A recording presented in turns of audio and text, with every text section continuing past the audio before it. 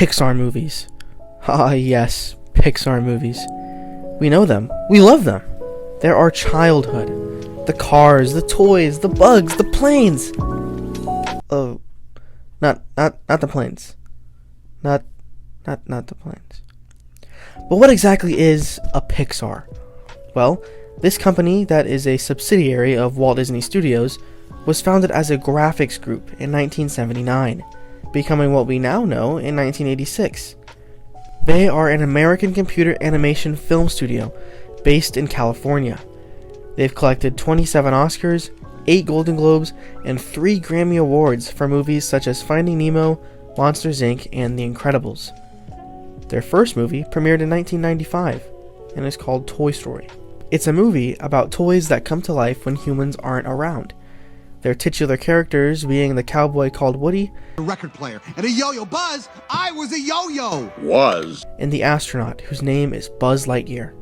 You're mocking me, aren't you? But that's enough backstory. It's time to get into why I'm making this video. And it's because I believe Pixar is falling off. For me, I've always loved Pixar films. I grew up on them. But after a certain time, or a certain film rather, I started to notice that Pixar had lost its touch. You see, their movies had always been targeted toward children, but it had its way of appealing to adults as well.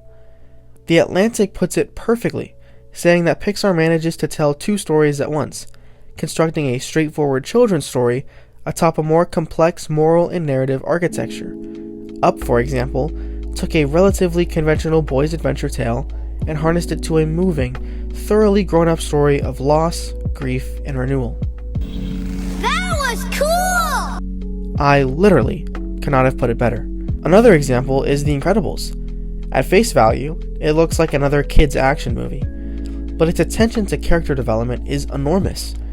The main character, Bob, is literally having a midlife crisis, dealing with infidelity, and has got way too much rage for being a superhero.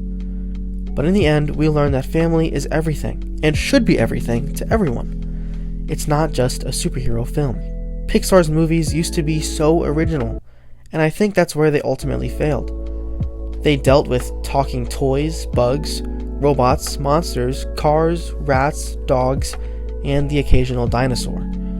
But here is where they went wrong. Out of 24 movies, 8 of them are sequels. Sequels that add little to nothing to the original story, with an exception being Toy Story 2. They lacked an emotional or thematic connection to their original movies. Hey guys. Wait a second. And it all started with Cars 2 and Monsters University, respectively, with one being a spoof of the original and the other being a prequel. In fact, out of its last 8 movies, 4 of them have been sequels, and audiences aren't exactly thrilled about that. Its original movies since then, such as Brave, The Good Dinosaur, and Onward, haven't exactly been received well, or done too amazing at the box office. As for their latest sequel, Toy Story 4, not many have cared. That's mostly because the emotional story arc of Andy growing up and going to college has finished. I mean, what more could you possibly add to the wonderful ending that is? However, there is a glimmer of hope. Pixar has stated that they will begin to focus on original features. With movies like Coco, Luca, and Soul doing pretty well, we now have... Turning Red? What's this about? Well, maybe we do have to worry.